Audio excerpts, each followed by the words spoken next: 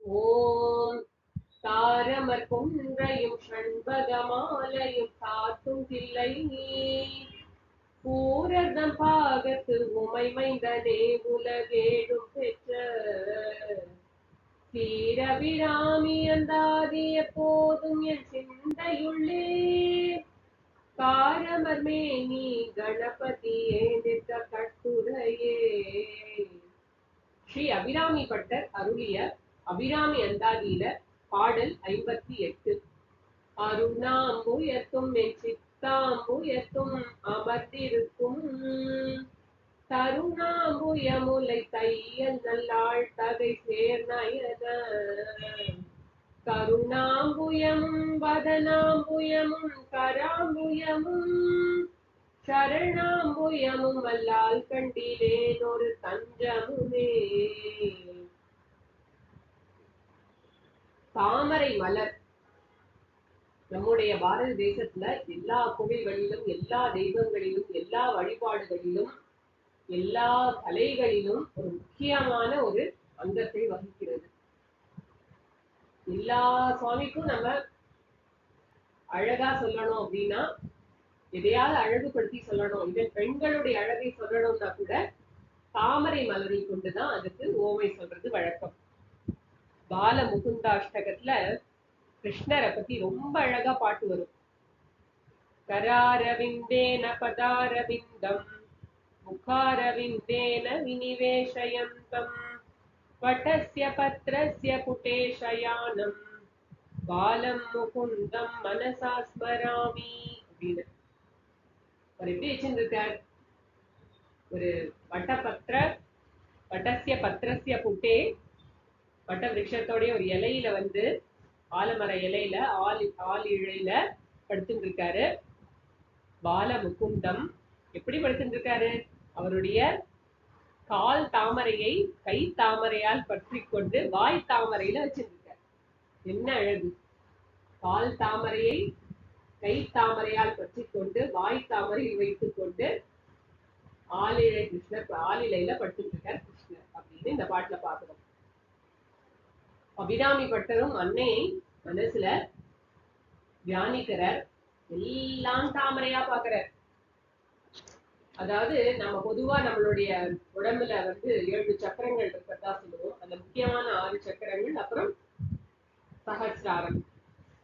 அதுல எல்லாமும் தாமரை மலரைதான், தாமரையைதான் அந்த சக்கரமா உருவப்படுத்தி சொல்றது வழக்கம். அந்த சக்கரங்கள்லாம் தாமரை வேற வேற நம்பர் ஆஃப் பெட்டல்ஸ் வந்து மாறும், இதழ்கள் மாறும், ஆனா வந்து அதெல்லாம் தாமரை மலரா தான் இருக்கு. அது எல்லாத்துலயும் அம்பாள் வீற்று இருக்கிறாள். வேற வேற தேவதையா வேற வேற சக்தியா வீற்று, பட் அம்பாள் தான் வீற்று இருக்கா. அந்த எல்லா சக்கரங்கள்லயும் அம்பாள் இருக்கா.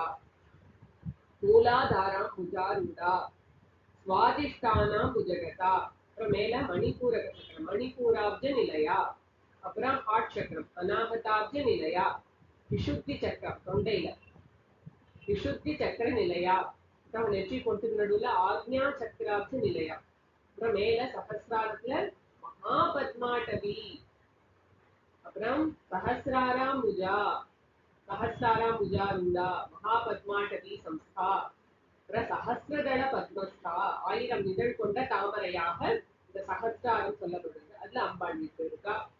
அம்பாளே வந்து முக்கியமா பொதுவாக எல்லாமே அம்பாளுடைய விஷயங்கள் எல்லாமே எல்லா அங்கங்களும் தாமரை போல வெண்மையாக இருப்பதால் நளினின்னு அவளுக்கு ஒரு நாமா. அப்புறம் பத்மாசனா, பத்மாசனத்துல வீற்றிருக்கிறா, அதனால பத்மாசனான்னு பத்மத்துல வீற்றிருக்கிறதுனால, பத்மத்த ஆசனமாக இருக்கிறதுனால பத்மாசனா. இந்த பக்கம் பார்த்தோம்னா நம்ம பிரம்மாஜி தாமரை மலர்ல தான் உட்கார்ந்துருக்கார், லட்சுமி தேவி தாமரை மலர்ல தான் உட்கார்ந்துருக்கார், சரஸ்வதி தேவி தாமரை மலர்ல தான் உட்கார்ந்துருக்கார். எல்லாரும் தாமரையில தான். மாணிக்க வாசகர் பாடுற தாமரை காடு அணைய மேனி தனிச்சுடரே அப்படின்னு. தாமரை காடு அணைய மேனின்னு தாமரை காடா இருக்கும் சிவபெருமானுடைய திருமேனி. ஒரு தாமரை 2 தாமரை இல்ல, தாமரை காடு போல இருக்கிற ஜோதிமயமா இருக்க அப்படின்னு மாணிக்க வாசக பெருமான் பாடுறார். இந்த பாட்டுல பார்த்தோம்னா அருணாமுயத்தும் அம்பாள் வந்து அருண அம்புயம் அப்படின்னா சிவந்த தாமரை, செந்தாமரை மலர்ல வீட்டிருக்கிறார். பத்மாசனா. அதுக்கப்புறம் என்ன, என் சித்தாம்புயத்தும், என் சித்தமாகிய அம்புயம். அம்புஜம்னா அம்புஜம் தாமரை, சித்தம்னா உள்ளம், ஹிருதயம். பக்தர்களுடைய மனச பொதுவா தாமரையா சொல்றது வழக்கம். என்னன்னு கேட்டா நிறைய ஒற்றுமை இருக்கு. தாமரை எப்படி மலருகிறதோ அது போல பக்தர்களுடைய மனசும் விரிவடைகிறது. எனக்கு வேணும் எனக்கு வேணும்னு எடுத்து எடுத்து வச்சுக்காது, எல்லாருக்கும் கொடுக்கும். பரந்த மனசு உடையதா இருக்கும். பரந்த தாமரை மலர் போல ஹிருதயம் பறந்து விரிவடைஞ்சதா இருக்கும். அப்புறம் இன்னொன்னு பார்த்தோம்னா, அங்க என்ன மனம் வீசுகிறது தாமரை. இங்க என்ன அப்படின்னு கேட்டா, இங்க வந்து சத்வகுணம் ஓங்கி இருக்கும் பக்தர்களுடைய மனசு. அந்த சத்வகுணம் தான் அவர்களுடைய ஹிருதயத்தில் இருக்கக்கூடிய தாமரையின் மனம். அப்புறம் பார்த்தோம்னா அங்க வந்து ரொம்ப தேன் சுரந்து இருக்கும், ரொம்ப மென்மையா, ரொம்ப ஈரம் வாஞ்சதா இருக்கும் இந்த தாமரை மலர், ட்ரையா இருக்காது. இப்ப பார்த்தோம்னா பக்தர்களுடைய மனசுல அன்பு இருக்கு. அன்பு வந்து ஈரமாகவும் சொல்லப்படுது இல்லையா.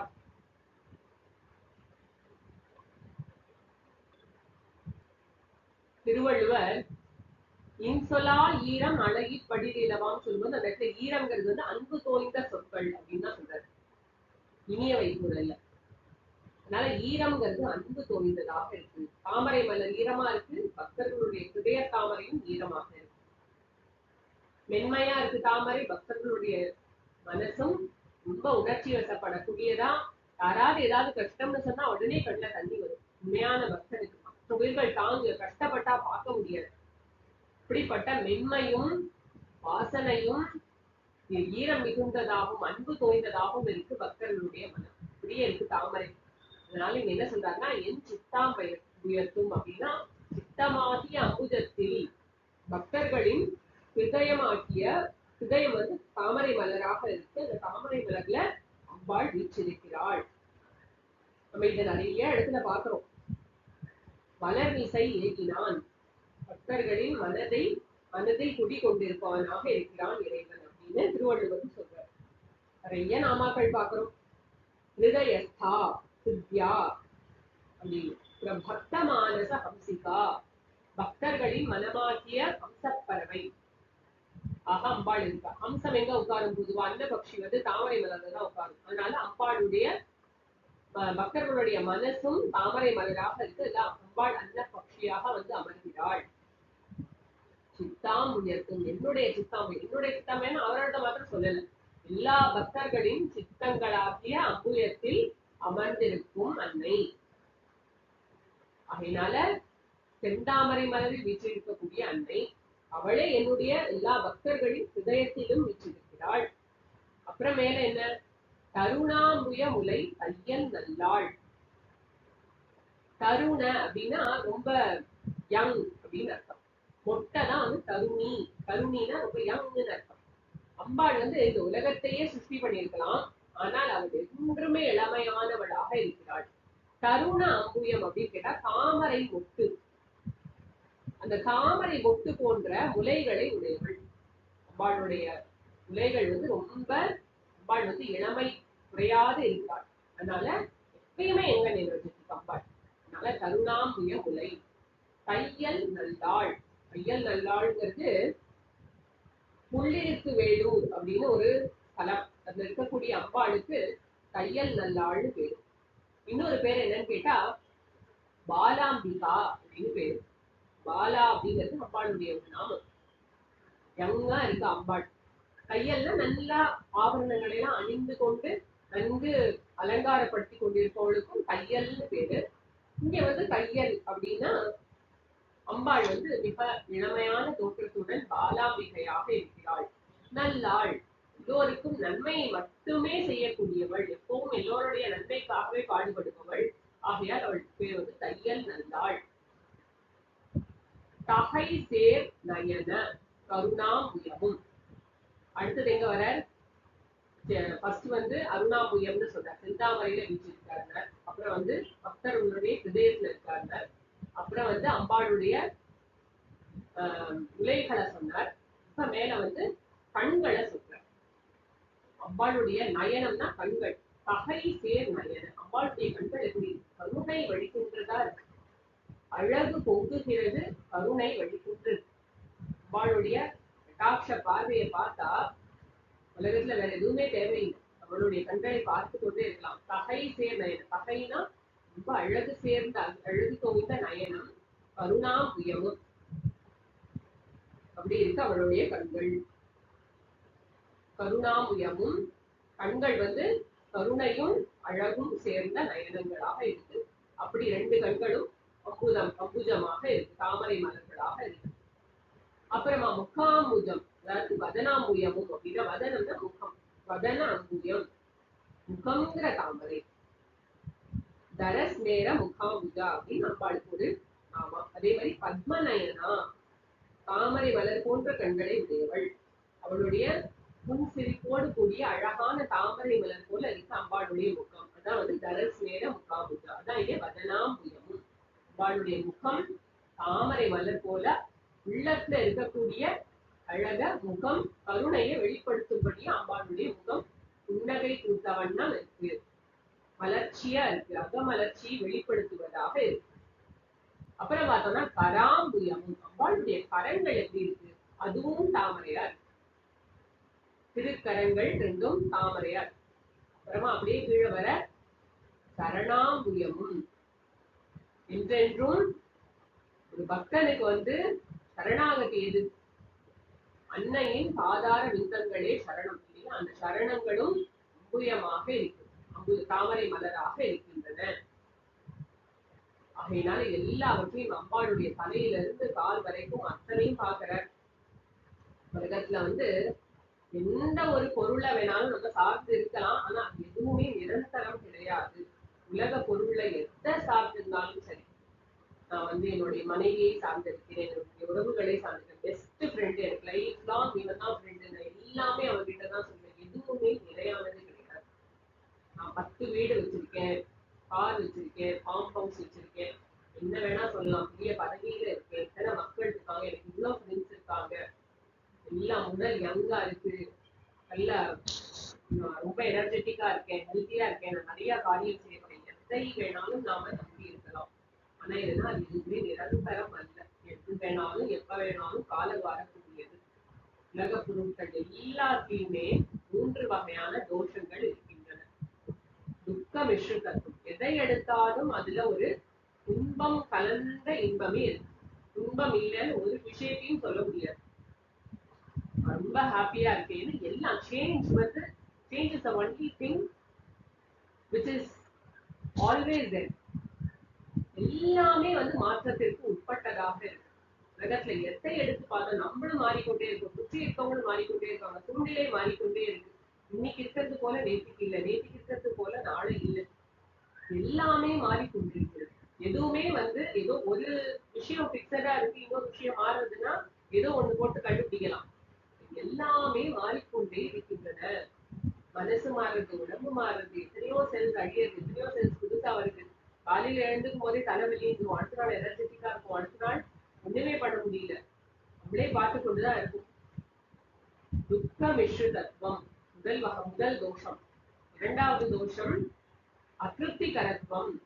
இப்படிதான் நம்ம அசஸ் பண்ணிட்டே இருக்கோம், நம்மளோட ஃப்ரெண்ட் வந்து இப்படி இருக்கான், நாளைக்கு வந்து இந்த மாதிரி மாறி போயிட்டான், இப்படி பெட்டரா பிஹேவ் பண்ணிருக்கலாம், என் ஹஸ்பண்ட் என்கிட்ட இது பெட்டரா பிஹேவ் பண்ணிட்டு இருக்கலாம், இந்த விஷயத்த அண்டர்ஸ்டாண்ட் பண்ணிட்டு இருக்கலாம், இதை பத்தி கேட்டிருந்திருக்கலாம், எனக்கு உடம்பு முடியல கேட்க கூட இல்லை, எனக்கு வெளியில கூட்டிட்டு போல, என் பர்த்டே விஷ் பண்ணல, என்ன விஷயங்கள் சொல்றோம். என்ன ஒரு ரிலேஷன்ஷிப் எடுத்தாலும் அது அதிருப்தி இல்லாத ரிலேஷன்ஷிப் அப்படின்னு கிடையவே கிடையாது. அப்படியே ஒருவேளை நமக்கு ரொம்ப சாட்டிஸ்ஃபைங்கா ஒரு ரிலேஷன்ஷிப் இருந்ததுன்னா கூட அது நிரந்தரமாக இருக்கணும்னு அவசியம் இல்லை.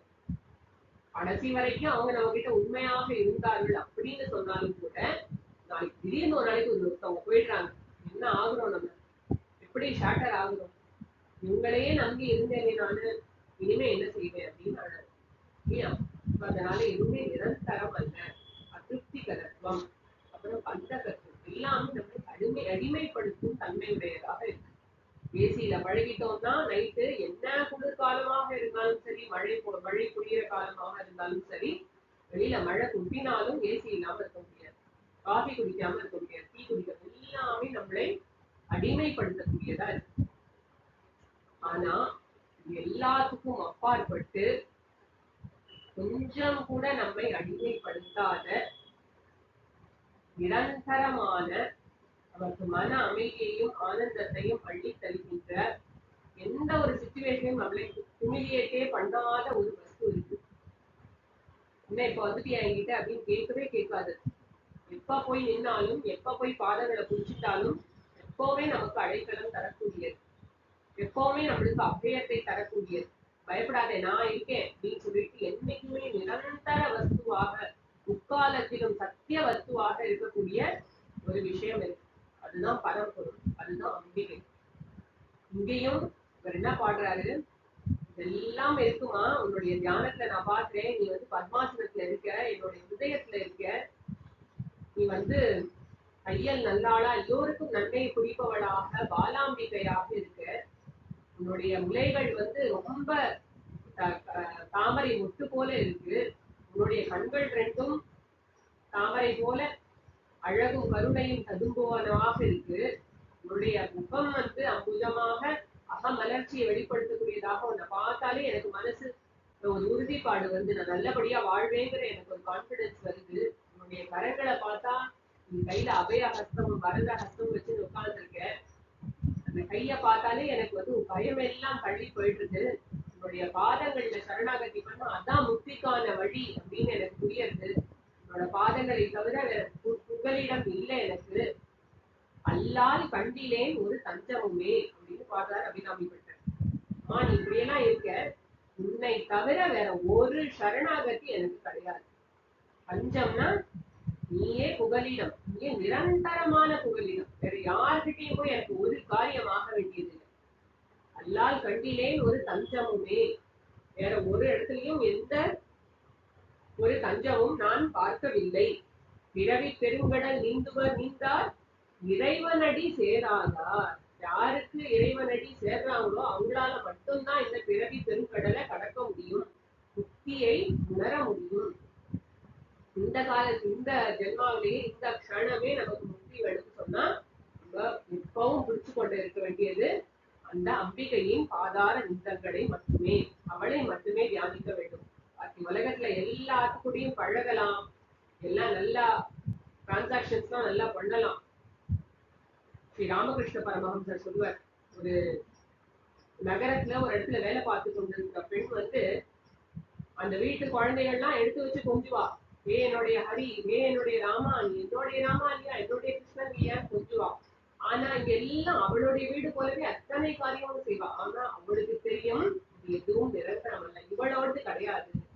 அவளுடைய இருப்பிடம், அவளுடைய மனசுக்கு அமைதிங்கிறது கிராமத்துல இருக்கக்கூடிய அவளுடைய அந்த குடிசை வீடு, அதுல இருக்கக்கூடிய அவளுடைய குழந்தைகள், அவங்க கிட்ட போனாதான் அவளுக்கு அங்க அவர்கள் தான் இவளுடைய உண்மையான ரிலேஷன்ஸ் அப்படிங்கிறது, உறவுகள் அப்படிங்கிறது அவளுக்கு தெரியும். அதே மாதிரி நாமும் இந்த உலகத்துல எல்லாரோடையும் பழகலாம், எல்லாத்து மேலையும் எல்லாத்தையும் டிரான்சாக்ட் பண்ணலாம். ஆனால் மனசுல ஆழமாக எப்பொழுதும் நம்ம அந்த அல்டிமேட் புகலிடம் யாரு நமக்கு, அம்பிகை ஒருவள் மட்டுமே. அதனால அவளோட நம்மளுடைய உறவை நாம் எப்பவும் வைத்துக் கொண்டே இருக்க வேண்டும். அந்த சப்போர்ட், அந்த சோர்ஸை விட்டுறக்கூடாது, அவளை பற்றி கொண்டே இருக்க வேண்டும். காலையிலும் மத்தியானமும் சாயங்காலமும் ராத்திரி படுக்கும் போது எத்தனை வாட்டி முடியுமோ அத்தனை வாட்டி நம்ம அதை அவளை பற்றிய தியானத்தை நாம் விடாம பழகணும். எப்பெல்லாம் நேரம் கிடைக்கும், ஒரு 5 நிமிஷம் நேரம் கிடைச்சாலும் மனசுல அவளை நினைக்கணும், அவளை பத்தி அவகிட்ட சொல்லணும். ஏதாவது மனசு கலங்கி போயிட்டோமா, திடீர்னு உட்கார்ந்தாலும் தியானம் ஏற்படாது. அவ கூட எப்பவும் நம்ம டச்ல இருந்தாதான் நமக்கு பிரச்சனைன்னு வரும்போது, அம்மா ஏன் இன்னைக்கு இப்படி ஆச்சு, என்னால முடியலையே, இன்னைக்கு எனக்கு உடம்பு முடியல, மனசு என்னமோ சொன்ன பேச்சு கேட்க மாட்டேங்கிறது, தியானம் பண்ண முடியல, வேலை பண்ண முடியல, உட்கார்ந்து பாராயணம் பண்ணாலும் மனசு எனக்கு ஒப்பல, மனசு ஏதோ சங்கடமா இருக்கு, என்னன்னு தெரியல, எனக்கு நீ சரி பண்ணி கொடு அப்படின்னு சொல்லி அவகிட்ட நம்ம பிரார்த்தனை பண்ண முடியும். திடீர்னு ஒரு நாள்லாம் வராது. தினமும் நம்ம நம்மளுடைய இஷ்ட தெய்வத்தோட நம்ம கனெக்ட் பண்ணிட்டே இருக்கணும். அது ரொம்ப ரொம்ப முக்கியம்.